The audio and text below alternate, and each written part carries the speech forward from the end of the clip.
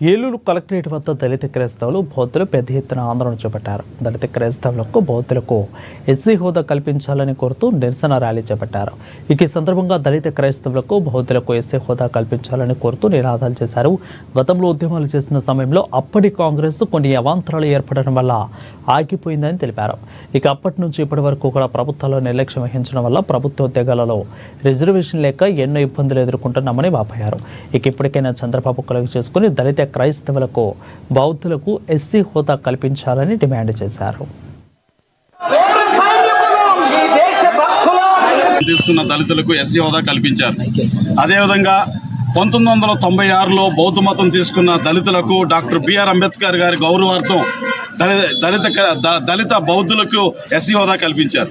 1996లో దళిత క్రైస్తవులను ఎస్సీ హోదా కల్పిస్తామని అప్పటి కాంగ్రెస్ ప్రధానమంత్రి పివి నరసింహారావు గారు బిల్లు పెట్టి కొన్ని సాంకేతిక లోపాలు ఉన్నాయని అది కోర్టు ద్వారా పెండింగ్లో ఉంది. తక్షణమే ప్రస్తుతం జరుగుతున్న పార్లమెంట్లో దళిత క్రైస్తవులను ఎస్సీ హోదా కల్పించాలన్న బిల్లు పార్లమెంట్లో పెట్టాలని మేము డిమాండ్ చేస్తున్నాం. Thank you. దళిత క్రైస్తవులకు ఎస్సీ హోదా ఇవ్వాలని ఈరోజు బ్లాక్ డేగా నిరసన చేస్తున్నాము.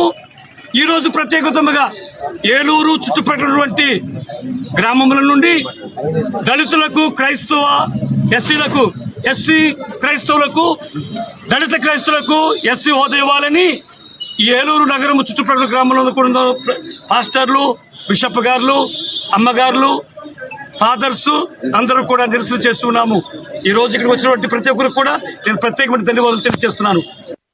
కలిసి ఏలూరు పట్టణంలో ఏలూరు పీఠాధిపతుల యొక్క ఆధ్వర్యంలో మరి ఈ బహిరంగ ప్రదర్శన ద్వారా మేము చెప్పదలుచుకున్నది ఏమంటే 1950వ సంవత్సరంలో ప్రెసిడెన్షియల్ ఆర్డర్ ద్వారా దళితులు ఎవరైనా సిక్కు మతంలోనికి కానీ బౌద్ధ మతంలోనికి కానీ స్వీకరించి వెళ్ళినట్లయితే వారు తమ కులాన్ని కోల్పోరు. కానీ దళితులు క్రైస్తవ మతం స్వీకరిస్తే వారి కులాన్ని కోల్పోతారు అనేటటువంటి ఆ ప్రెసిడెన్షియల్ ఆర్డర్ వివక్ష చూపిస్తూ ఉన్న కారణంగా దానిని సవరించమని మేమందరము డిమాండ్ చేస్తూ ఉన్నాం.